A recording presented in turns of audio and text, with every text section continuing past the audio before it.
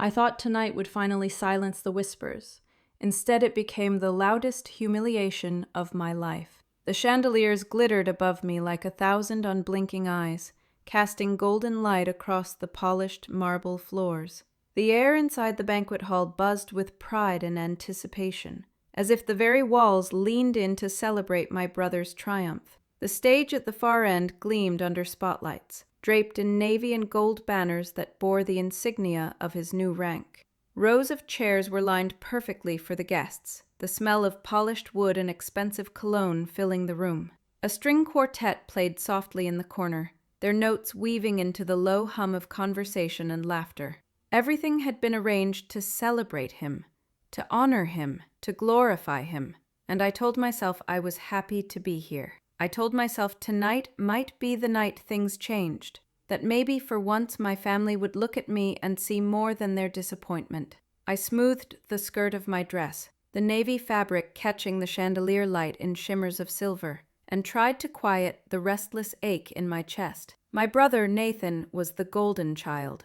Always had been, always would be. From the moment he walked into a room, people straightened, smiled wider, leaned closer.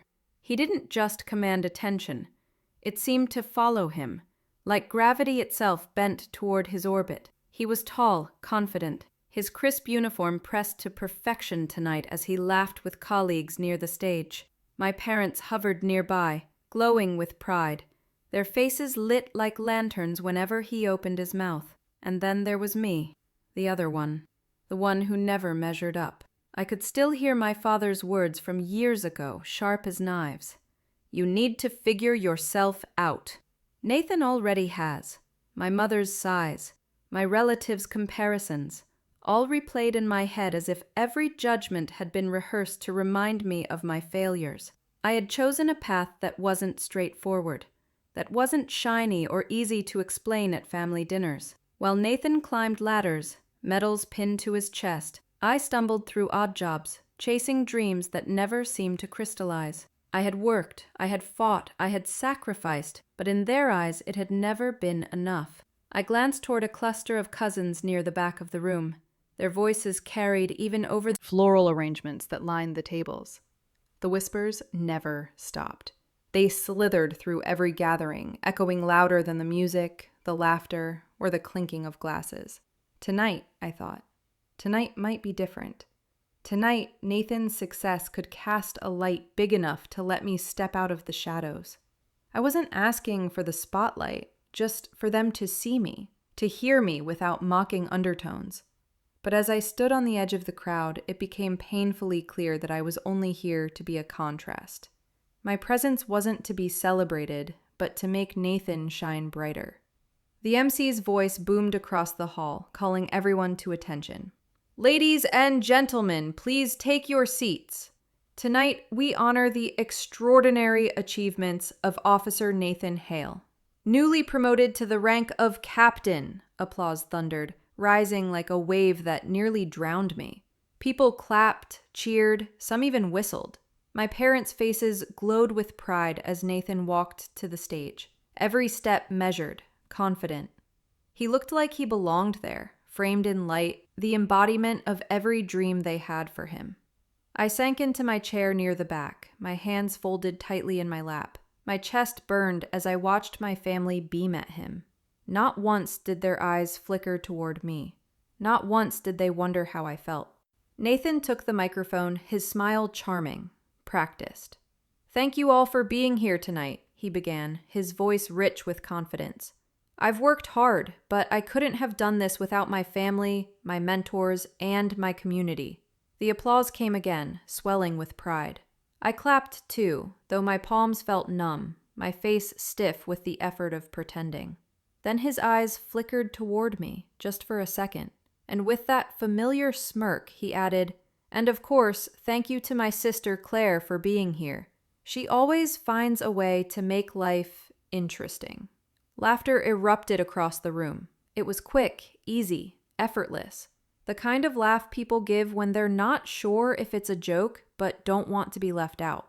My chest hollowed out, heat rushing to my face. Nathan's smirk deepened, and he moved on with his speech as if nothing had happened. But the damage was done. The Whisper basked in the spotlight, his voice rising with pride as he spoke about duty, courage, sacrifice. Words I knew too well. Words I had lived in my own quiet ways, unseen, unacknowledged. He stood tall, metals catching the light, while I sat in the shadows, invisible except for when I was convenient to laugh at. I had thought tonight might change something. I had thought maybe being here, supporting him, would soften their judgment. But as I watched the crowd, their faces glowing with admiration for him and disdain for me, I realized I had been wrong. This night wasn't meant to change anything. It was meant to remind me of my place. The humiliation pressed down on me, heavy and suffocating. I shifted in my seat, staring at the reflection of the chandeliers on the polished floor, wishing I could vanish into it. My throat ached with the effort of swallowing my pride, my hands shaking slightly as I clenched them in my lap. The applause thundered again as Nathan finished his speech, stepping back from the microphone with that easy smile that made people adore him. My parents rushed to the front, embracing him, tears of joy in their eyes. Cameras flashed, guests surrounded him, shaking his hand, praising him, lifting him higher and higher. And there I was, left in the background. Again, always. But as I sat there, drowning in the noise of their pride and my shame, I had no idea that the night wasn't finished with me. No, the night was only beginning. But I had no idea the night would end with every eye in the room turned to me. The first laugh always hurts the most, but it was only the beginning. The applause that followed Nathan's speech rolled across the room like a tide I could not outrun, swelling with every handshake, every congratulation, every camera flash that turned his grin into a legend before my eyes. I sat very still and willed my face into the mask I had practiced since childhood. The polite half-smile that meant I understood my place, that I would not interrupt the current with anything as messy as feeling. When the MC returned to the microphone and invited a few words from the man of the hour, the crowd's enthusiasm rose again, buoyant and expectant, and I watched my brother accept the microphone with the comfortable ease of someone who had never needed to fight for a turn. Academy days and early morning runs, about learning the difference between bravado and discipline, and the room laughed in the right places, those friendly hums of amusement that draw people closer. Then he pivoted, almost casually, toward our family, toward childhood, toward the anecdotes that audiences always love because they allow them to feel intimate with the person on stage. He talked about how our mother kept a chore chart with gold stars, how our father timed us on multiplication tables and mile runs, and how competition sharpened him. The edges of the memory softened for him as he told it, but they stayed sharp for me, because I remembered what competition had done to me, how it had narrowed me into a girl who measured her breath by other people's approval, and learned to swallow the sound of her own disappointment. And of course, he said, with a grin that looked effortless under the lights, there was my little sister, who kept things interesting. The room laughed in the rehearsed way that rooms laugh when the tone tells them it is safe to do so. Nathan lifted his glass toward me, and his eyes gleamed with a familiarity I recognized too well. Claire was our family's free spirit. She changed her mind more often than I changed my socks. One week it was a dog-walking empire.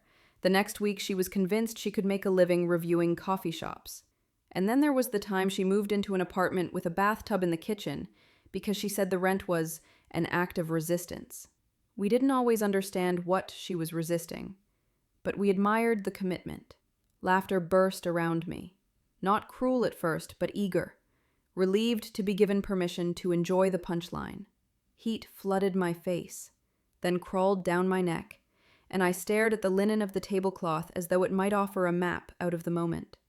I felt, as I always did when Nathan turned me into a story, that odd double sensation of being both present and erased, a subject and a prop, the human being flattened into a series of amusing missteps for the sake of his timing. He kept going, emboldened by the response, describing the small business license I had filed for and then abandoned when the landlord changed the terms, the graduate program application I had withdrawn, after realizing I would go into debt to study something that did oblivious. At least she kept us entertained. The room laughed again, bigger this time, more comfortable in the rhythm, and I felt the floor tilt under me. Not physically, just enough to make me aware of how small my chair was, how long the walk would be if I dared stand up and leave. I lifted my glass in response to Nathan's gesture, because years of training do not disappear in a single night, and because my mother's eyes had already found me. Her brows lifted in a silent command to be gracious. My smile stretched. My throat burned. The string quartet threaded something bright through the air that made the laughter sound prettier, less like breaking. Nathan set down his glass and leaned into the microphone with the affable authority of a man who knows the crowd belongs to him. "All kidding aside," he said, though the kidding was not done. "Claire taught me something that academy instructors do not. She taught me how to fail loudly and keep going, how to pivot when a plan collapses, how to make a new door when the one you wanted won't open.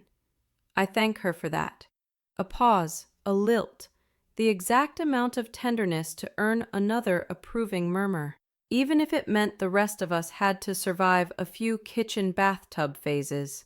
This time the laughter wasn't just in my ears. It was at my back, on my skin, inside my chest. It was the sound of 24 private conversations shifting toward me in the relief of shared ridicule. I felt the hot prickle of tears press against my eyes and hated them for how quickly they arrived, as if my body did not understand that we were in public, that we were trained for this, that we had learned how to swallow instead of spill. I glanced toward my parents for help I knew would not come. My father lifted his glass toward Nathan with a pride that made his jaw square and his eyes wet.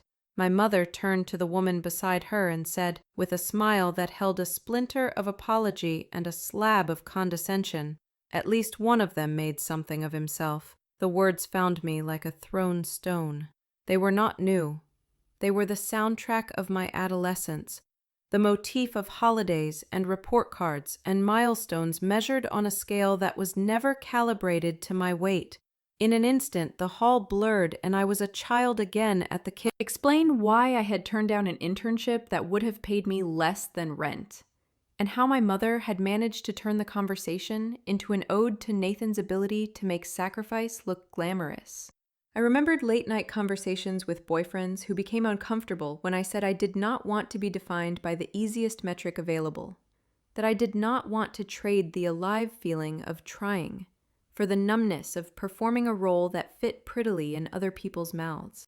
I breathed in, and the hall returned, and the laughter was still happening, rolling and cresting, a single organism with a shared pulse. I told my face to relax into a smile that could be mistaken for good humor.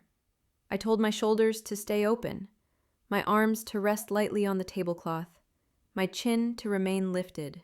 I told myself that the correct response to being turned into a punchline was to play along until the punchline passed.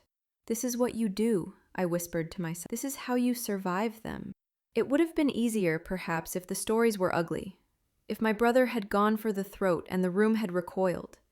But that is not how families humiliate the ones they do not understand. They do it with warmth and fondness, with anecdotes chosen for their charm, with little winks that tell the audience they are inside the joke and therefore safe. He brought up the time I shaved my head for a charity event and cried in the bathroom afterward because the world treats women's hair like a certificate, and I had never wanted a certificate that badly. He turned it into a story about how I'm always dramatic.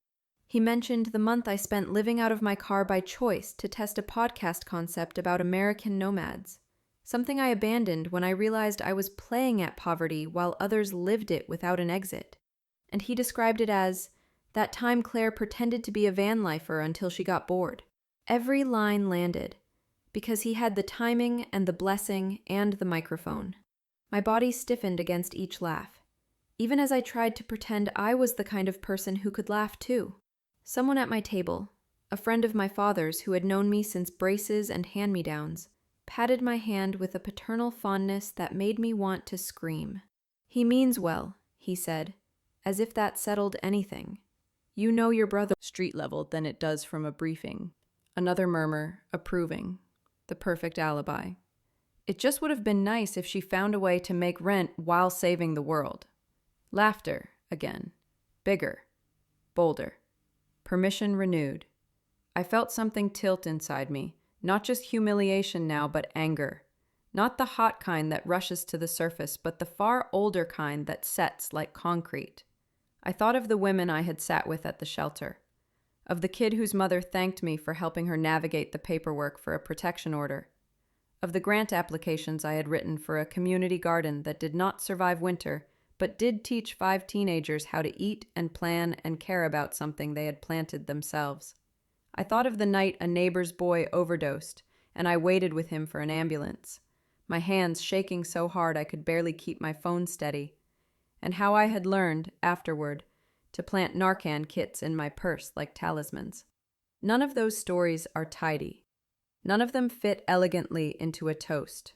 They are not applause things, but they are mine, and they had made me into a person I recognized.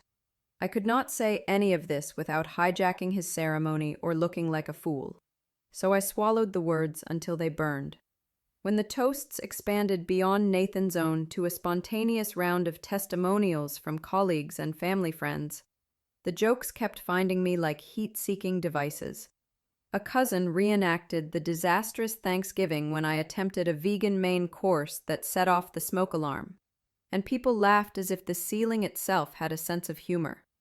A neighbor chimed in about the breakup party I threw for myself, where everyone was instructed to wear something they could spill red wine on. And this, too, was interpreted as proof that I did not take anything seriously unless it was dramatic. My father stepped forward, only half joking, to tell the story of the time I took a gap year that lasted 3, and the crowd roared. Each laugh did not arrive alone. It carried with it a little pebble of condescension, and the pebbles collected somewhere in my lungs until breathing felt like juggling. I looked for a way out that would not look like flight. I looked for a bathroom I could disappear into without drawing a line of concerned women who would dab my face to tuck my real self behind it and away from view, to believe that if I performed the joke well enough, they would get tired sooner. I laughed when people looked my way, even when the laugh sounded like a cough. When a former teacher said across a row of shoulders that at least my unpredictability made parties exciting, I lifted my glass toward her, and then set it down before my shaking hand exposed me. When Nathan finally moved the attention back to his mentors and the precinct and the future, I unclenched my jaw long enough to realize it ached. A server slipped a fresh flute of champagne in front of me, and the bubbles climbed the glass like something that wanted out.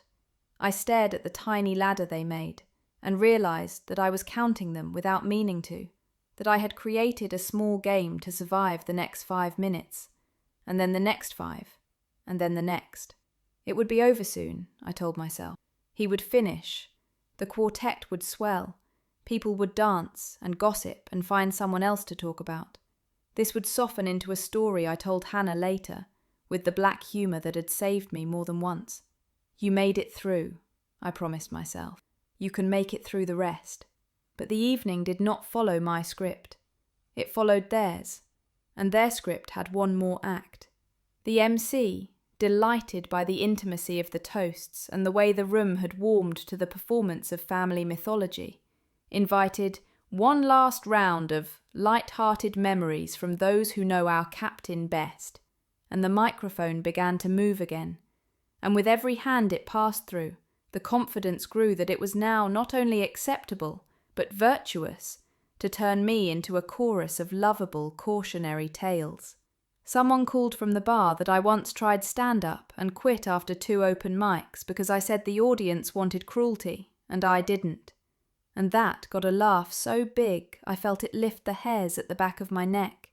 A woman I barely knew recounted how I'd shown up to a neighborhood meeting with a plan to redesign the park, and 10 minutes later was asking people how their week really was, and the punchline landed as if my tenderness was an amusing defect. Even the quartet's melody seemed to brighten in time with the amusement, as if the music itself, not dramatic to anyone but the person feeling it, the animal brain banging against the ribs and asking for a door. I studied the rim of my glass as if I might find a secret exit etched there. I told my mouth that if it needed to smile, it should do so slowly. I told my eyes not to look for rescue where there was none. I told my heart that we had survived worse than this. I was doing fine. I was doing exactly as required. I was anonymous and complicit and quiet. And then the microphone found its way to a man from my brother's unit who had never spoken to me directly in his life, and he announced, jovial and generous, that the difference between a captain and a Claire is that a captain knows where he's going. The room exploded, as if the evening had been building to that line, as if all the small pebbles had tumbled at once and become an avalanche. And then the laughter grew louder until I felt myself drowning in it. Their laughter was a cage, and I couldn't breathe inside it. The sound followed me long after I slipped away from the table. It wasn't just noise. It was a prison. Every chuckle, another bar locking me in. Every roar, another lock snapping shut. My legs carried me out of the banquet hall before my mind caught up. I pressed through the sea of uniforms, sequins, and smiles until I found the corridor that led toward the lobby, my heels clicking frantically against polished floors. The air outside the main doors was cooler, emptier, stripped of perfume and champagne. I leaned against the wall, pressing one hand to my chest and the other against the marble to steady myself. My lungs refused to obey, each breath shallow and tight, as if the laughter had crawled into my ribs and coiled itself around my heart. My head throbbed with the echo of their voices, and I wanted to peel off my skin just to escape it. I closed my eyes, but that was worse. Behind the darkness came the memories, sharp, relentless, merciless. Every failure, every choice they had twisted into an anecdote replayed in my head, but this time stripped of humor. I saw myself at 21, juggling 2 part-time jobs, handing out coffee in the mornings and folding sweaters at night. I had saved every dollar for a deposit on my first apartment. I remember my parents' faces when I saw myself at 26 filling out the forms to start my small non-profit idea, a community project I believed could actually matter. I stayed up for nights writing grants, begging local businesses for donations, trying to turn hope into something tangible. When it didn't last more than a year, my family saw only failure. They never saw the 2 teenagers who told me it changed their lives. Every sacrifice, every quiet act of resilience, every small battle I had fought, it had all been invisible. Not because it didn't matter, but because I didn't fit into their narrow definition of success. I wasn't Nathan. I wasn't medals and titles and ceremonies. I was scraps of effort stitched together into a life they couldn't measure. And now, tonight, all of that was reduced to punchlines. I pressed the back of my hand to my mouth, trying to muffle the sound of a sob. My makeup smudged against my skin, but I didn't care. The laughter echoed louder in my mind, swirling with every cruel whisper I had endured at family gatherings. She's just drifting. She never follows through. She's smart, but what good is that if she can't focus? Maybe she'll marry someone with direction. Their voices didn't stop at my ears.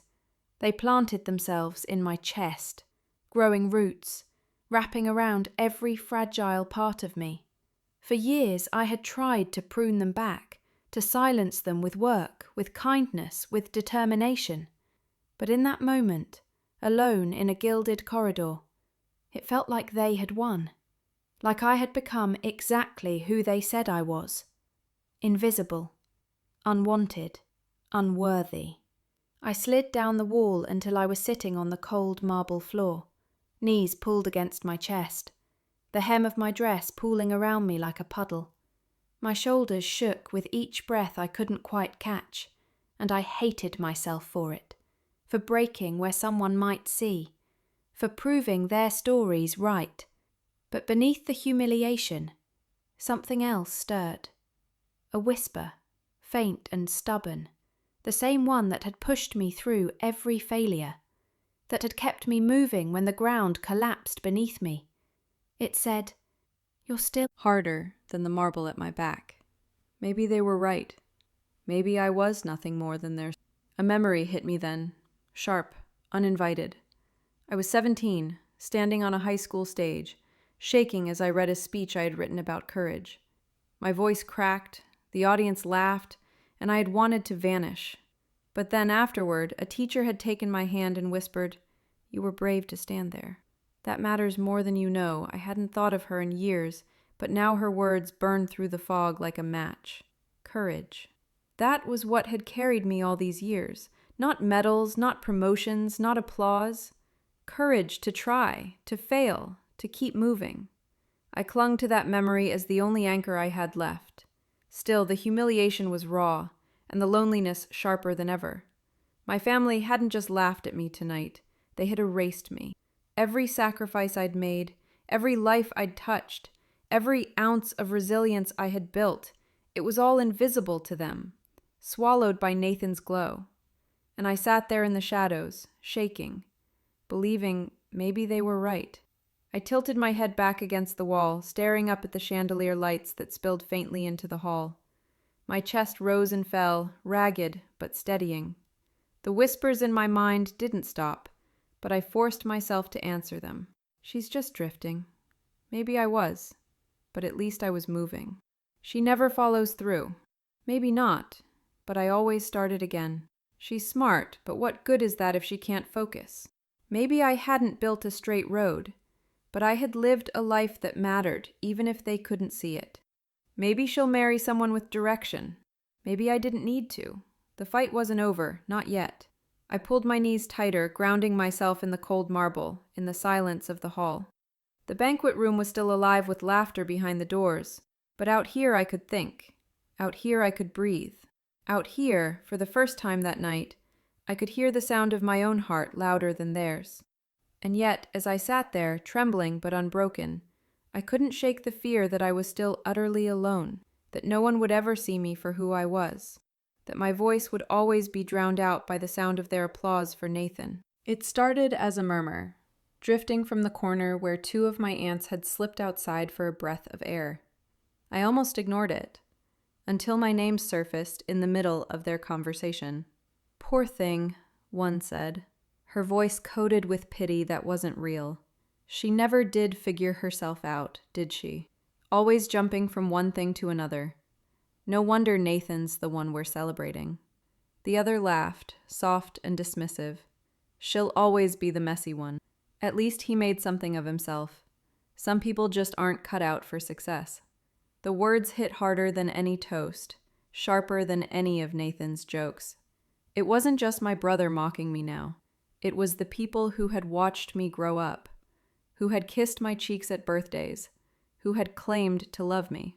Their laughter carried the same weight as all the others before, pinning me back against the wall, daring me to believe them. I pressed my hands into my lap, nails biting into my palms. The rage surged hot, clawing through my veins, but underneath it, another voice rose, quieter, steadier. It asked me why I had spent my whole life begging for approval from people who had already decided I wasn't worthy. Why did their words matter more than the nights I had stayed awake helping a shelter run its food drive? More than the mornings I spent tutoring kids who couldn't afford lessons? More than every piece of myself I had given when no one else was watching? I thought of the families I had helped rebuild after storms tore their homes apart. The hands I had held when grief was too heavy to carry alone. The nights I had spent working without recognition, simply because it was the right thing to do. These people who mocked me had never been there. They had never seen me sweat, never seen me cry quietly over failures, never seen me push through walls I thought would break me. They weren't witnesses to my struggles. They were spectators now, writing a story they didn't even know. For so long, I had believed their voices more than my own. Their approval had been my measure, their silence my punishment.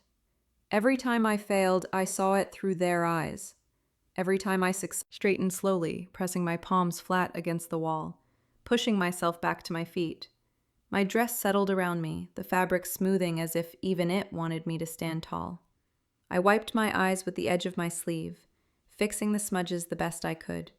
I stared at my reflection in the glossy marble floor. My face was still raw, but my eyes, they were sharper now. Not defeated, not begging, not invisible. The whispers from the ants still lingered, faint and cruel, but they didn't crush me this time. They revealed something instead. That maybe I had been looking for validation in the wrong places all along. My life wasn't for their applause. It never had been. I thought of that 17-year-old version of myself, trembling on stage, finding courage in the act of speaking even when the crowd laughed. That girl hadn't disappeared. She had just been buried under years of comparison and dismissal. And now, in the darkest corner of a glittering night, she rose again. The humiliation hadn't killed me. The whispers hadn't silenced me. I was still here. And if I was still here, then maybe it was time to stop hiding. I smoothed my hair back, squared my shoulders, and lifted my chin. I wasn't walking back into that ballroom to beg for recognition or to demand their respect. I was walking back in because I refused to stay in the shadows any longer. If they were going to see me, it would be on my terms, not theirs. I took one last deep breath, the air cool against my lungs, and stepped toward the double doors. The music inside pulsed faintly, a reminder that the celebration hadn't stopped. My humiliation hadn't slowed their joy. And maybe that was the point. Life would go on, whether I hid in hallways or stood in the room. My hand hovered over the door handle. My pulse quickened, but it wasn't fear anymore. It was anticipation. The quiet hum of someone who knows she is no longer the same person who walked out. I pulled the doors open, ready to step back into the light. But when I walked back in, everything had already changed. The doors opened, and silence swept the room. The hum of chatter and music still clung to the ballroom like static when I pushed. The room itself had been built too small to contain him. Tall, broad-shouldered, his uniform pressed into sharp lines, the silver badge on his chest glinting under the chandeliers. His cap sat tucked under one arm, his other hand resting at his side with the easy authority of a man who didn't need to prove he belonged. The moment he stepped fully into the ballroom, the atmosphere shifted. Whispers rippled through the crowd like a sudden wind. The chief? What's he doing here? Is there trouble? People craned their necks, curiosity sharpening into tension. My heart thudded. Of all people to walk in tonight, why him? I had seen the chief only a handful of times in my life, always from a distance. He was the figure my brother aspired to be, the embodiment of everything Nathan claimed mattered: discipline, command, control. For him to appear here at a private family banquet was not normal. It was extraordinary. Nathan straightened immediately on the stage, his smile tightening into something rehearsed. My parents exchanged frantic looks, pride flickering into confusion. Their golden boy was supposed to be the focus of tonight. Why was the most powerful man in the city's law enforcement walking into their carefully staged celebration? The chief's gaze swept across the room. It was a scan, deliberate and practiced, the kind that made every person it landed on sit a little straighter, as if their very worth was being measured in an instant. His eyes moved past Nathan, past my parents, past the glowing cluster of relatives who had been laughing at me moments earlier. And then they landed on me. I stiffened, the breath caught in my throat. For a moment, I wondered if I had imagined it, but no. His gaze was fixed, steady, unshaken. Not on Nathan, not on the stage, not on the symbols of success this night had been built around. On me. The whispers grew louder now, tinged with confusion. Why is he looking at her? What's going on? Does she know him? Heat flushed up my neck, not with shame this time, but with something heavier. Attention. The very thing I had spent the night hiding from now pinned me to the floor. My legs felt rooted, but my chest tightened with a pulse that said something was about to break wide open.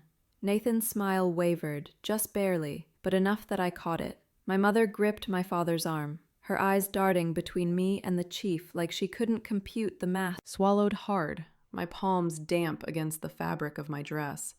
My thoughts scrambled, colliding with one another. Why me? What does he want? Did I do something wrong? But beneath the panic, another feeling stirred. something I hadn't allowed myself to imagine in years. Possibility. The room, which had once been my prison, was now frozen in collective anticipation. Every pair of eyes followed the chief's steps, but the weight of their attention no longer felt mocking. It felt suspenseful. They weren't laughing. They weren't whispering behind their hands. They were waiting to see why he had come, waiting to see why he was looking at me. Nathan tried to recover, lifting the microphone again with a laugh that rang hollow. "Chief, what an honor to see you here tonight. Truly, this is unexpected." He gestured toward the stage, eager to pull the spotlight back. "Would you care to say a few words about—" The chief didn't even glance his way. His pace didn't slow. He walked straight past Nathan, straight past the stage, his path cutting through the room like a blade. My parents rose slightly from their seats as if preparing to intercept him, but froze when he didn't acknowledge them either. For once, their presence didn't matter. And then he stopped, right in front of me.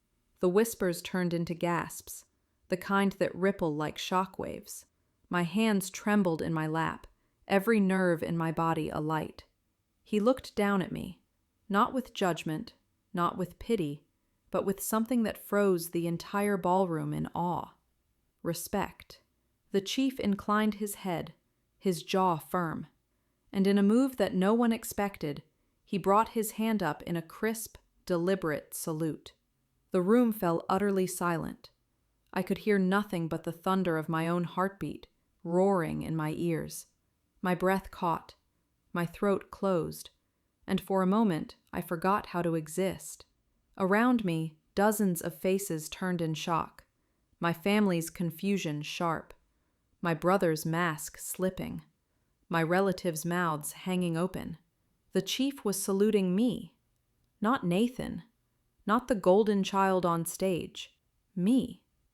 Silence, sharp and scattered, like the sound of glass shattering in slow motion. The crowd wasn't just surprised. They were stunned, bewildered, trying to stitch together a logic that didn't exist in their carefully ordered world. My family had always believed respect belonged to Nathan. He was the chosen one, the achiever, the pride of our lineage.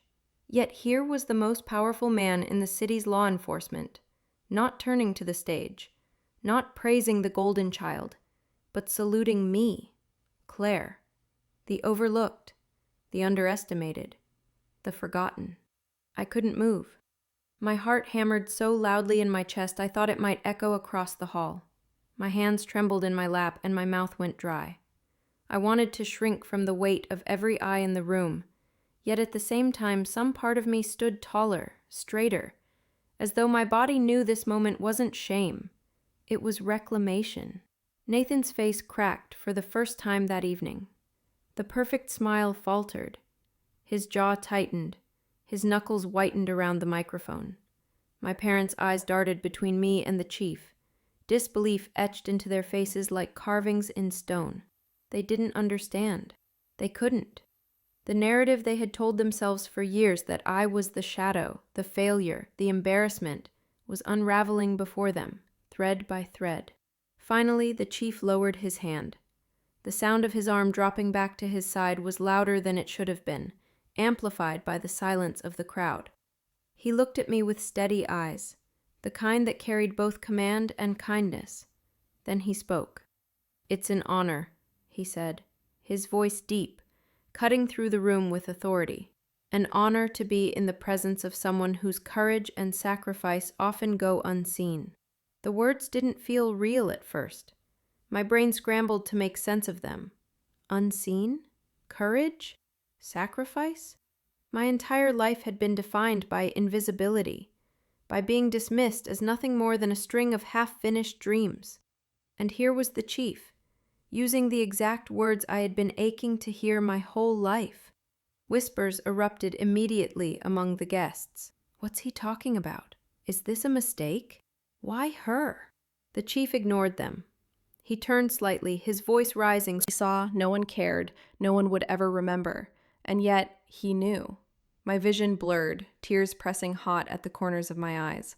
For so long I had begged my family to see me, to acknowledge even a fraction of the sacrifices I had made. And in front of them, in front of everyone, the chief was naming them out loud. Nathan tried to interrupt, stepping forward with a laugh that didn't match the tension in his eyes. "Chief, I think there's been some misunderstanding.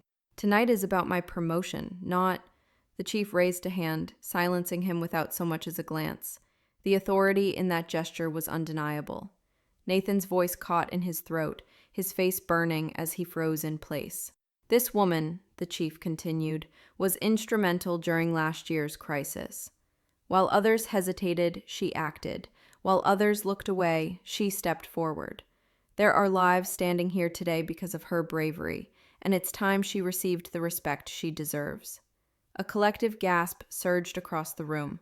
Guests leaned toward one another, eyes wide, mouths whispering half-formed questions. My relatives who had mocked me just hours ago sat rigid, their laughter still frozen in their throats. My parents stared at me as though they no longer recognized the daughter they had raised. I couldn't breathe. My chest rose and fell rapidly, the words crashing over me like waves. He wasn't just speaking vaguely. He was naming the truth I had buried, the truth I had told no one because I didn't think it mattered. But it had mattered, more than I ever realized. My mind flickered back to that night, the night of the crisis, the sirens, the panic, the faces of the people who had clung to me as I helped them out of the chaos. The decisions I made in seconds, fueled not by training but by instinct. I hadn't thought anyone had noticed. I hadn't thought it counted. But the chief was telling me, telling everyone, that it did. For the first time in my life, the respect I craved was not whispered behind closed doors, not offered in pity or disguised as backhanded praise. It was public. It was undeniable. It was mine.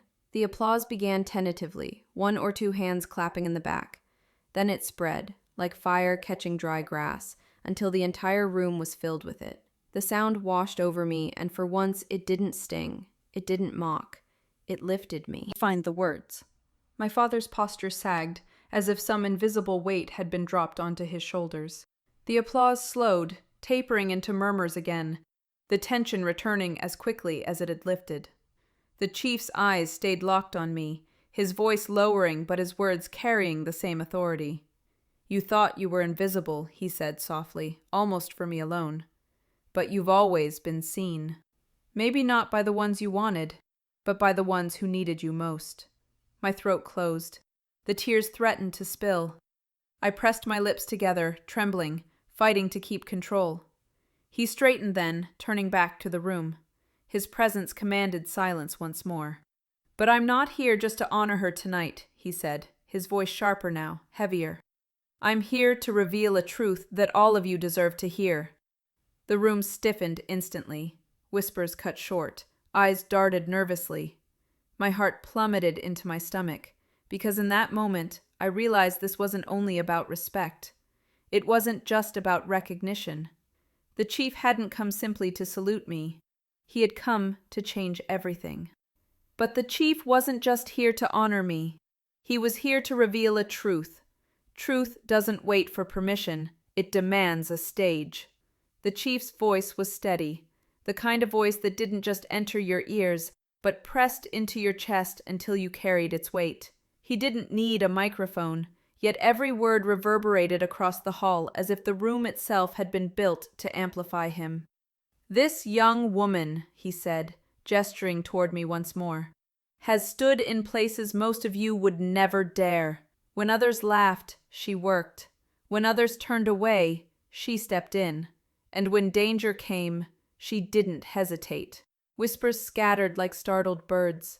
People leaned closer to each other, heads bent, voices sharp with disbelief. "What is he talking about? Claire? She was always just lost." Always just, always less, always diminished. But as the chief continued, those whispers shifted.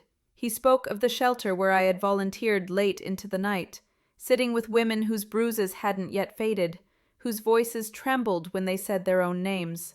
He described how I'd fought for funding, written grant proposals until my fingers cramped. Direction. He spoke of the lives saved because I had acted without hesitation, because I had run back inside when others screamed for me to stop. He spoke of the child I carried out, limp but breathing, her tiny hand curled against my shoulder. The hall erupted in gasps.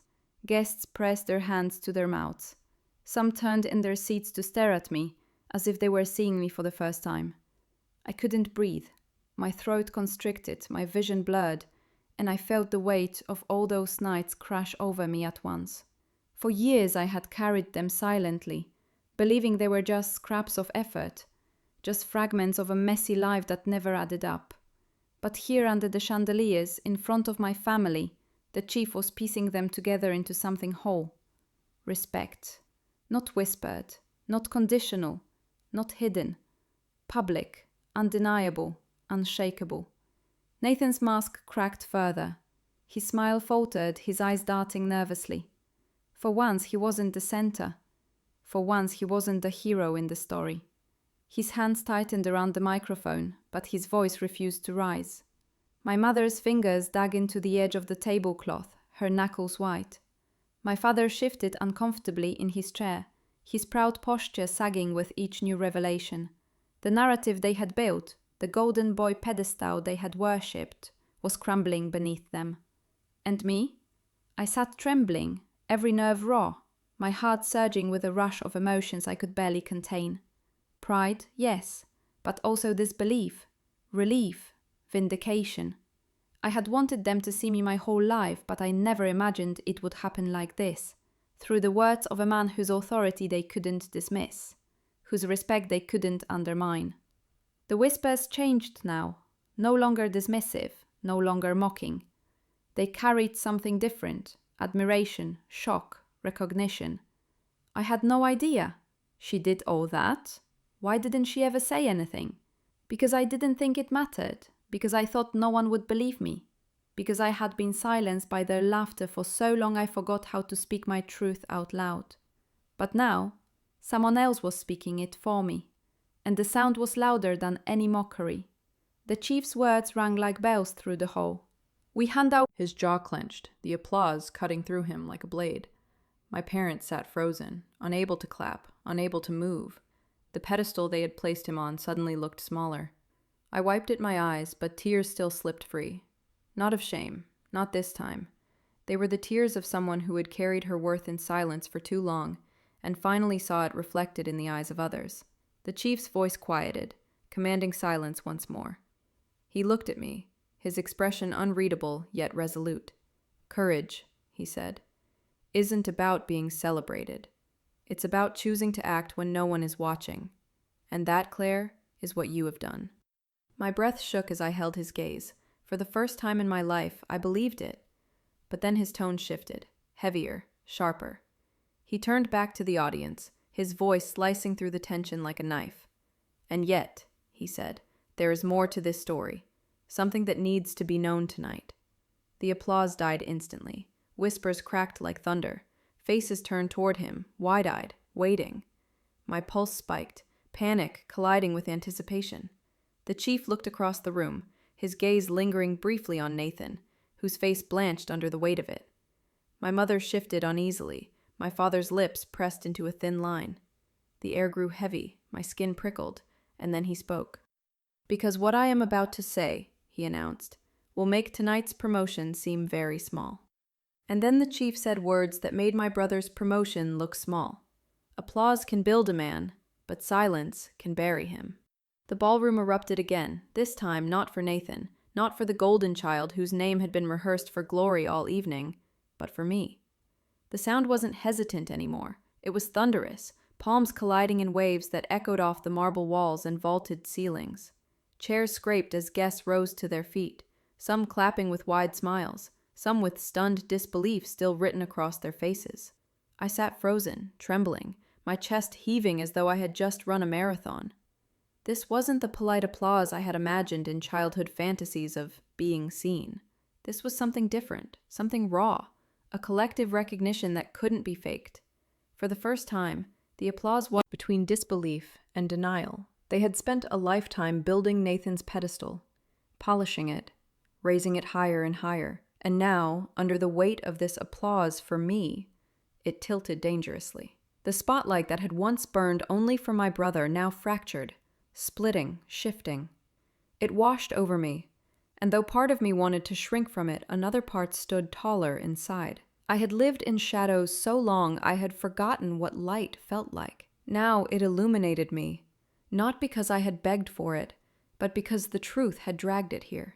I thought back to every night I had gone unnoticed, every moment of sacrifice no one had cared to ask about. The food drives, the shelters, the storm relief, the fire. They had dismissed those moments as nothing. But tonight the chief had put them on record. He had carved them into stone in front of the very people who had laughed at me. And I realized something then. Respect, rooted in titles, fades when the title is gone. But respect rooted in truth? That lasts. My brother's applause tonight was borrowed, dependent on his uniform, his promotion, his shine. Mine was earned, not sought, not begged for, not manufactured. It came from deeds that had outlived the silence around them. The applause didn't just lift me. It buried Nathan. I watched his eyes flick nervously from guest to guest, his smile tightening further as he tried to reclaim control. He lifted the microphone, as though ready to speak, but the sound of the clapping drowned him out. For the first time in his life, his voice didn't command the room. And that silence, the refusal of the crowd to listen to him, was more dangerous than any ridicule. Applause can build a man, yes, but silence? Silence can bury him alive. My hands shook in my lap, my pulse still erratic, but the tears streaming down my cheeks no longer burned with humiliation. They carried something else: release, vindication, a weight sliding off my chest after years of suffocating under it. For once, I wasn't crying because I was invisible. I was crying because I had finally been seen. The chief stood tall beside me, his presence anchoring the moment. His salute still lingered in the air, unspoken but undeniable, like a stamp pressed into wax. No one could undo it. No one could laugh it away. Guests leaned in toward each without a fight. And as his smile hardened into something sharper, something colder, I understood the truth. Applause may have lifted me tonight, but my brother's silence and his anger would soon speak louder than the crowd. But my brother wasn't going to surrender his stage without a fight. Jealousy wears a smile, but its cracks always show. The applause was still rolling through the ballroom, a living, breathing sound that wrapped around me like warmth after years of cold. But just as I began to let myself believe the moment could linger, Nathan stepped forward. His smile was fixed, his shoulders pulled back, his posture still screaming confidence. But I knew my brother too well. That wasn't pride on his face. It was panic, dressed in charm. He lifted the microphone with a laugh that didn't quite reach his eyes. "Well," he said, drawing out the word as though searching for control, "I think we've all had a very unexpected detour this evening. But let's not lose sight of why we're here. Tonight isn't about side stories or exaggerations. It's about my promotion." The shift was immediate. The applause stumbled, faltered, then died, like a wave cut off before it could crash. Guests exchanged uneasy glances. Some shifted in their seats, others leaned back, arms crossed, as though measuring Nathan's tone against the dignity of the chief's salute. "Of course, I'm proud of my sister," Nathan continued quickly, his voice tightening with each word. "We all are. But let's be realistic. She's not a police officer. She's not trained. She's not decorated. What she's talking about, it's admirable, yes, but it's not relevant to tonight's celebration. This is a professional achievement, not a community anecdote." The word anecdote hit me like a slap. My chest clenched, and for a moment I felt the familiar sting of dismissal. The same sting I'd carried since childhood, when every success I had was brushed aside, while Nathan's smallest accomplishment was broadcast as brilliance. But the room didn't react the way he expected. Instead of nodding along, guests stiffened. I caught sight of one woman, an old family friend, folding her arms and shaking her head slightly. Another leaned toward her husband, whispering something that made his brow furrow. The chief's expression didn't change, but his silence spoke volumes, filling the room with a tension so sharp it pricked the skin. That, frankly, doesn't belong in the same conversation. Gasps rippled through the room. His words hung heavy, ugly in their smallness, and though I felt the sting of them in my chest, It wasn't the same sharp humiliation as before. This time, the shame wasn't mine. It was his. I looked around the room and saw it reflected back at me. Guests unimpressed, brows raised, lips pursed. Some shook their heads. Others whispered sharply, their eyes darting towards me with something that looked a lot like sympathy. The tide had turned, and Nathan didn't even realize he was drowning in it. But still, his words hurt. They pierced through old scars that had never fully healed. I thought about every family dinner where I had been told to let Nathan shine, every holiday where my achievements were footnotes to his stories, every quiet dismissal that told me I would never measure up. His jealousy wasn't new. It was the language of my life, and yet, something had shifted. For the first time, I wasn't shrinking under his shadow. I wasn't hiding my pain behind a brittle smile. I was standing in it, owning it, letting the truth of it make me stronger. Because here was the truth Nathan couldn't swallow. I didn't need a badge to validate my worth. I didn't need a title to prove my sacrifices mattered. Respect had found me tonight without any uniform to hang it on. I held my head high, even as my hands trembled in my lap. I could feel the strength building inside me piece by piece, a foundation finally rising where years of cracks had been. Nathan's jealousy didn't make me smaller anymore. It revealed the cracks in him. He raised his voice again, laughter forced, too sharp. "Come on, everyone. You know how Claire can be. Always dramatic, always making a big deal of little things. She's exaggerating. This is my night, and then it happened." The chief, who had stood silently until now, lifted his hand. The gesture was simple, but the room obeyed instantly. The murmurs stopped. Nathan's words cut off mid-sentence. Silence swept the ballroom again, thick and expectant. The chief's voice was calm, but it carried the weight of authority, slicing through the tension with one steady line. "Your sister's courage saved lives, Nathan." And that deserved face in the ballroom turned toward the chief. Some leaned forward, hungry for more. Others glanced at me, their expressions shifting from shock into admiration, their whispers carrying a new tone entirely. Respect had shifted. The balance of power had tilted. The chief's gaze stayed locked on Nathan, his words heavy with quiet authority. "You've earned your promotion, son. No one here disputes that. But what your sister has earned, without a rank, without a uniform, without any of the honors you've been handed, cannot be diminished by your pride." Nathan swallowed hard, his Adam's apple bobbing in his throat. He tried to recover, forcing another thin smile, but the room wasn't his anymore. His voice, once enough to command a stage, now seemed small, swallowed by the silence that followed the chief. Then the chief turned, facing me fully. His voice softened, but it carried farther than any microphone. "Claire," he said, my name solid and steady on his lips. "The work you have done for this community is not just known, it is documented, recognized, and it will not go unacknowledged any longer." The words washed over me like fire and water all at once. My hands shook where they rested in my lap. My heart slammed against my ribs so hard I thought it might burst. I had spent my entire life wondering if anyone would ever notice the nights I gave up sleep, the years I gave without expectation of reward. Now here he was, telling me it wasn't invisible, that it had been seen, counted, and remembered. Gasps spread through the guests, followed by a ripple of excited murmurs. I caught words like, "award," "official," "she's being honored." My ears burned as I tried to absorb it, as though my body couldn't hold the magnitude of what I was hearing. The chief continued, his tone resolute. "Next month, in front of city officials and community leaders, you will be recognized with the Civilian Medal of Valor for your bravery during last year's fire. Lives were saved because you acted when others hesitated. That sacrifice will be honored publicly as it should have been long ago." The room erupted in shock. Gasps, applause, even cheers. My vision blurred with tears, my throat tightening until it was hard to breathe. For years I had wondered if my sacrifices would ever matter to anyone beyond the people I helped in the moment. And now, the chief himself, beneath the family they had built on favoritism, was crumbling.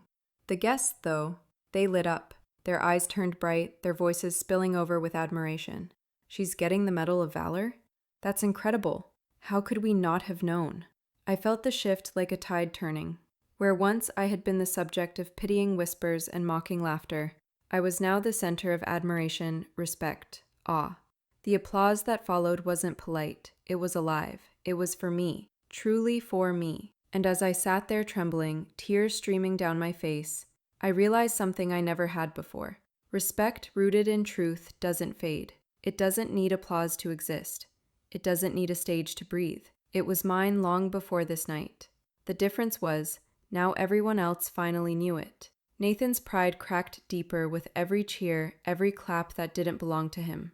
I could see it in the way his jaw clenched tighter, in the way his fingers twitched around the microphone, in the way his eyes avoided mine. He couldn't bear it. For the first time, he wasn't the hero. For the first time, I was. But even as the applause surged and the truth lifted me higher than I had ever imagined, a chill ran down my spine. Because I knew my brother. I knew his pride, his jealousy, his hunger for the stage. He wouldn't let this go quietly. The chief's words had destroyed his spotlight, but I could feel it. Something darker was brewing in him. Something that went beyond humiliation. And what I didn't know was that this night would destroy more than just his pride. Respect is earned, but envy steals. For as long as I could remember, Nathan had stood on a pedestal my family built for him, stone by stone. It started in childhood, when my mother's voice always carried more sweetness when she said his name. When my father boasted about him at work dinners but brushed past my own milestones. When relatives at every gathering asked, "So what's Nathan up to?" before turning to me with faintly polite smiles, their interest already spent. That pedestal grew taller with every soccer trophy, every science fair ribbon, every step closer to the uniform that gleamed on him now. Meanwhile, I was left in the dust, climbing mountains no one cared to measure, winning quiet battles no one bothered to see. And now, About Nathan's accomplishments anymore. They weren't about his promotion or his medals. They were about me. And worse for him, they were about my parents. I caught sight of my mother, her face pale, her lips pressed tight, her eyes darting anywhere but at me. My father shifted in his chair, straightening his tie, avoiding every curious stare turned his way. The room was asking questions they couldn't answer without exposing the truth. They had dismissed me, ignored me, mocked me. I should have felt triumph. I should have felt vindication watching their silence betray them. But instead, a different ache carved through me. Their refusal to defend me now, when the world had finally seen me, felt like the deepest betrayal of all. They could have smiled, nodded, said, "We're proud of her too." They could have shared in the respect that was finally mine. But instead, they sat rigid, silent, letting their discomfort hang in the air like smoke. Their silence was louder than applause, louder than whispers, louder than anything. And it told me exactly where I stood in their hearts. For the first time, I realized my family might never be capable of giving me what I craved most. Their pedestal had been built for Nathan, not me. And even as it crumbled, they weren't reaching out to pull me onto level ground. They were clinging to the ruins, refusing to let go. The guests saw it too. Their eyes flickered with pity, not for me this time, but for them. My parents, exposed by their own silence. My brother, exposed by his envy. The story had shifted, and everyone knew it. Nathan gripped the microphone tighter, his knuckles stark white against the black handle. His smile was gone now, replaced by a hard set of his jaw, his eyes burning with something raw and dangerous. He had spent his whole life believing the applause belonged to him, that the spotlight was his birthright. And now, as the weight of admiration tilted toward me, I could see it unraveling inside him. The chief had taken his stage with nothing more than truth, and the crowd had followed. Nathan's pride, the pedestal, the family's narrative, it all teetered on the edge of collapse. Fall of his chest. He was losing control, and the mask he had worn so carefully all his life was slipping. And then he made the mistake. He leaned toward the microphone, his voice sharp, slicing through the applause still ringing faintly in the room. "She's not who you think she is." The words dropped like stones into still water, sending ripples across the crowd. Guests stiffened. Whispers halted. All eyes swung back to him. And in that silence, my brother made his biggest mistake yet. Cornered egos don't collapse. They lash out. The silence after Nathan's words felt sharp enough to cut skin.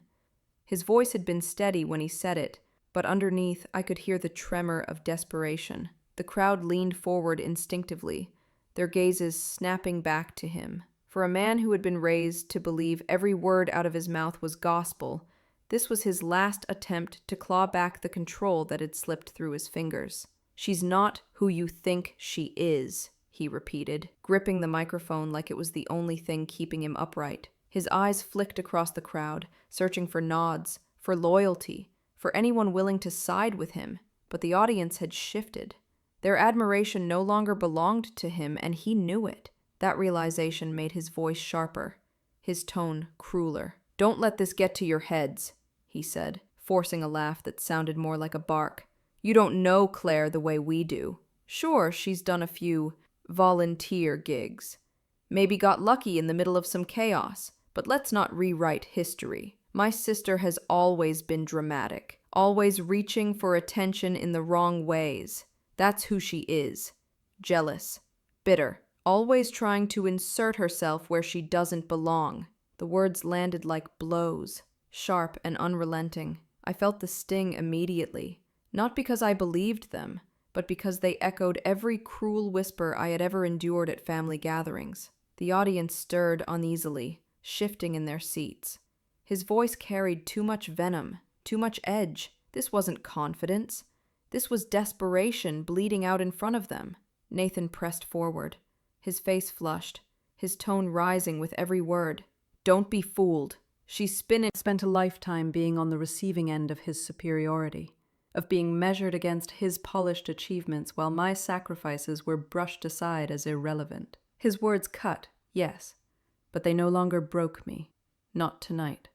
Because as much as he tried to paint me as bitter and jealous, the truth was already in the room, standing taller than his accusations, and the crowd wasn't buying it. One guest, a woman from the community I had once helped during the storm, stood up abruptly. Her voice rang clear and strong. "That's not jealousy. That's service." I remember her face when she knocked on my door in the freezing cold, carrying water and blankets.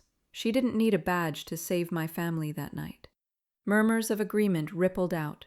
Another voice joined, a man in uniform at the back. "I was there the night of the fire.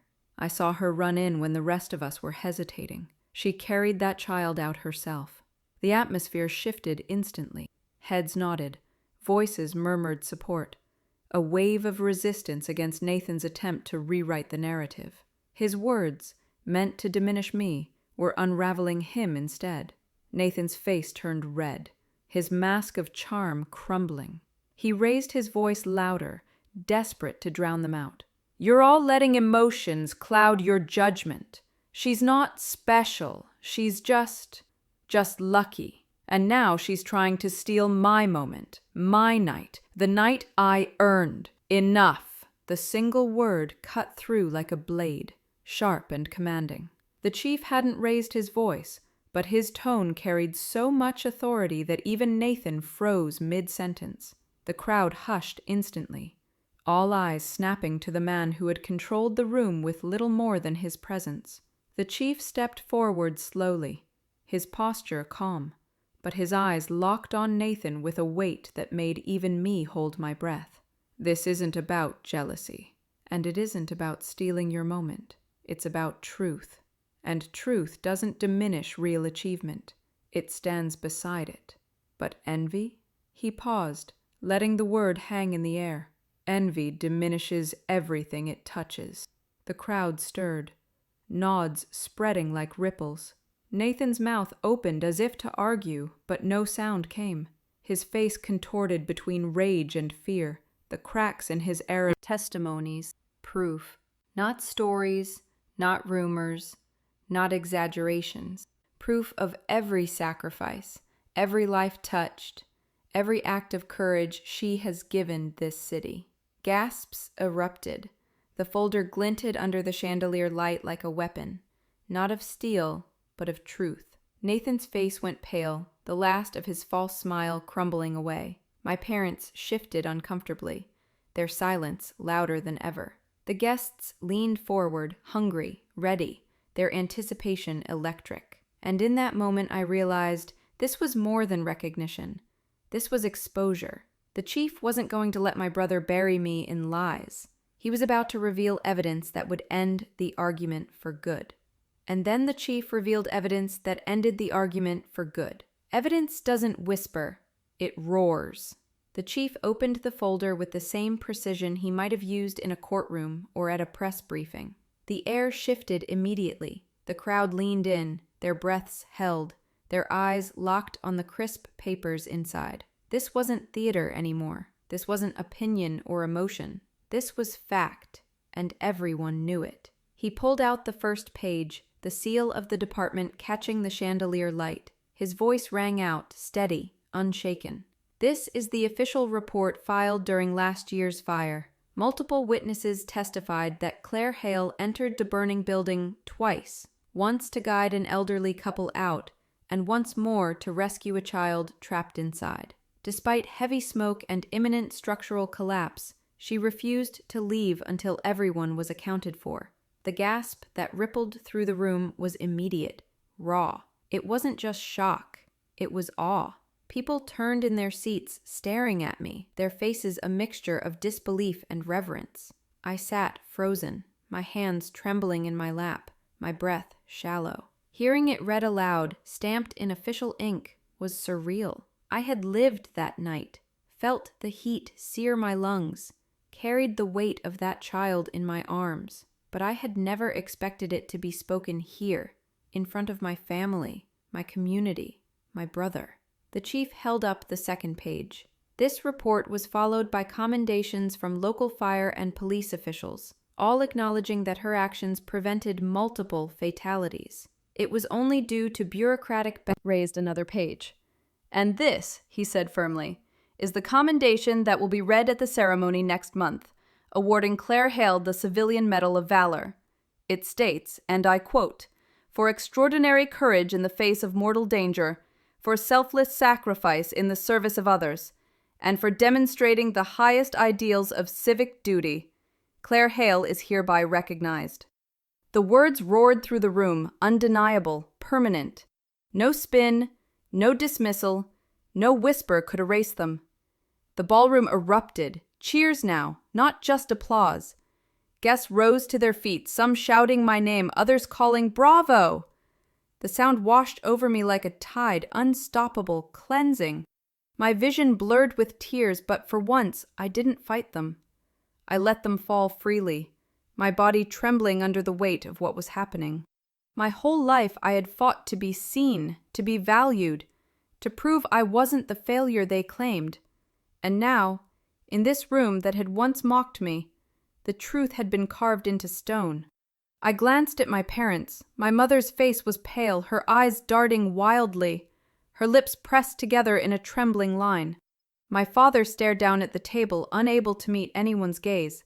The shame clung to them like smoke. They had raised me, lived beside me, watched me give pieces of myself to others, and never once thought it mattered. Now the whole world knew. Their silence had betrayed them, and there was no covering it up. Nathan stood paralyzed, his face drained of color, his jaw clenched so tight a vein pulsed at his temple. He had spent years shining on that pedestal, basking in the spotlight they built for him. But the pedestal was rubble now, crushed under the weight of evidence no one could deny. And me? I sat at the center of it all, trembling, stunned, my chest so full I thought it might split open. The vindication was overwhelming, the validation sharper than anything I had dared to imagine. For once, the respect wasn't conditional, wasn't begged for, wasn't stolen. It was earned, acknowledged, proven. But even as the applause thundered, even as the truth roared louder than any lie, a small ache curled inside me. Vindication couldn't rewrite the years I had spent invisible. Recognition couldn't erase the scars of being overlooked, the quiet night shadow of truth, and at my parents, their silence heavy with shame. And I understood something deep in my bones. Applause wasn't closure. Validation wasn't healing. What I needed wasn't their noise. It was my voice.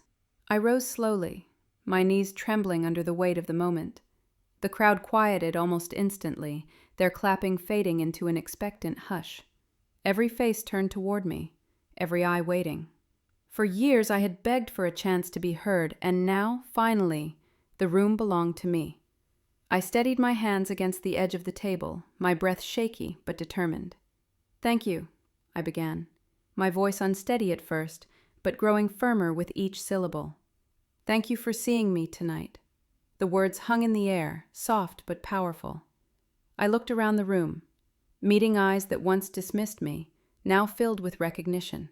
"For years," I continued, "I thought I was invisible.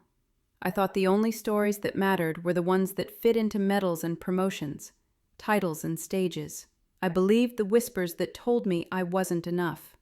A murmur rippled through the guests, quiet but heavy, as if my words were pressing into them one by one. "But what I've learned," I said, my voice rising, "is that you don't need a spotlight to matter. You don't need applause to have worth. Courage doesn't wait for recognition. It acts in silence. It sacrifices when no one is watching. And sometimes it saves lives without ever expecting a thank you." My throat tightened, but I forced the words through it, each one steadier than the last. I wasn't trembling anymore. I was standing in my truth, and it held me upright. I turned briefly toward Nathan. His face was hard, but his eyes were fragile, glassy with the weight of what he had lost. "I don't need to take your spotlight," I said, softer now. "I never wanted it. All I ever wanted was to be seen for who I was, not compared to who I wasn't." Gasps rippled again, sharp and sympathetic. My mother shifted in her seat, her eyes wet now, though her hands remained clenched in her lap. My father looked down at the table, shame written in the slump of his shoulders. Their silence had betrayed me for years, but now it betrayed them in front of everyone. I didn't. My eyes flickered toward a few familiar faces in the crowd, the friends who had been there when family wasn't. "You gave me the courage to keep going." My voice cracked, but I didn't hide it. I let the rawness show. It wasn't weakness, it was proof. Proof that I had survived the worst of their laughter and still found the strength to stand here now. "I don't need applause to know who I am," I finished, my voice dropping low but carrying across the room. "But tonight, I take back my voice. Tonight, I choose to be more than the whispers. I choose to be seen, and I will never be invisible again." For a heartbeat, the room stayed silent, as if the air itself was holding my words, turning them over and letting them settle. And then, like a dam breaking, the applause returned, louder, deeper, richer than before. People rose to their feet again, not just clapping, but cheering. Some shouted my name, others called out words like "bravo" and "well said." Tears blurred my vision, but this time they didn't sting. This time they felt like release. I closed my eyes briefly, letting the sound wash over me. Not as validation, but as confirmation of what I already knew. I didn't need their applause to have worth. I had already reclaimed it with my voice. But even as the cheers rose higher, even as the chief gave me a nod of quiet respect, even as the crowd celebrated my resilience, I felt a shift inside me. Because this night wasn't just about vindication. It wasn't just about family bias or whispers or stolen dignity. When the applause finally began to fade, I realized this night had rewritten more than my story. It had rewritten me. But when the applause faded, I realized this night had rewritten more than my story. It had rewritten me. That night, I didn't just lose my family's approval. I found myself. When I woke up the next morning, the night still clung to me. Not like a nightmare I wanted to escape, but like a truth I couldn't let go of. The ballroom lights, the gasps, the chief's salute, my brother's fury, my parents' silence, it all replayed in my mind. Not as humiliation anymore, but as a story I had survived. one that had reshaped me. For years, I thought my worth was tethered to their approval. I thought I needed my parents' nod, my brother's acknowledgement, Where I collapsed, where I bled humiliation, where I drowned in whispers. But it was also where I rose, where truth spoke louder than envy, where silence gave way to applause, where my voice reclaimed me. The venue no longer symbolized my invisibility. It symbolized my independence, my courage, my dignity. It was the battlefield where I had lost their approval but gained something stronger, myself. I thought of my brother, his face collapsing under the weight of envy, his pride shattering like glass. For years, I had envied him, his ease, his charm, his effortless way of being loved. But in that moment, I realized how fragile his pedestal really was, built not on truth, but on favoritism, built not on resilience, but on applause. When the applause shifted, so did he. I thought of my parents, their silence a sharper betrayal than any word. They had raised me, seen me, but never truly looked at me. And while their shame last night burned hot in my chest, I also realized something I never had before. I didn't need them to rewrite history. The truth had already done it for me. Yes, the wounds remained. Yes, there was still an ache where their love should have been. But pain doesn't erase strength. It carves it. My scars didn't make me weaker. They made me undeniable. Last night was not just about a promotion party. It was about every moment I thought I wasn't enough. Every time I swallowed laughter at my expense. Every night I cried alone, convinced I would never matter. All of it had led me here, to a room that tried to break me, and instead built me. I ran my fingers over the edge of the metal commendation paper the chief had handed me before he left. The words still didn't feel real. Extraordinary courage, selfless sacrifice, highest ideals of civic duty. I wasn't a decorated officer, wasn't the golden child, wasn't the chosen one, but I had lived those words in silence, and now they lived on paper, stamped in truth. I stood by the window of my apartment, the morning light spilling in, and realized I no longer wanted their pedestal. I no longer wanted their applause. I had something better, respect rooted in truth. Be invisible, to be mocked, to be told you aren't enough. When the world laughs at you, will you break, or will you wait for the truth to rise? If this story touched you, share your thoughts in the comments and tell me if you've ever felt invisible until the truth finally spoke for you. Your voice matters here, and your experience could be the one someone else needs to hear. Make sure to like this video if it moved you, subscribe for more powerful stories that uncover hidden strength, and turn on notifications so you never miss the next moment that could change how you see yourself.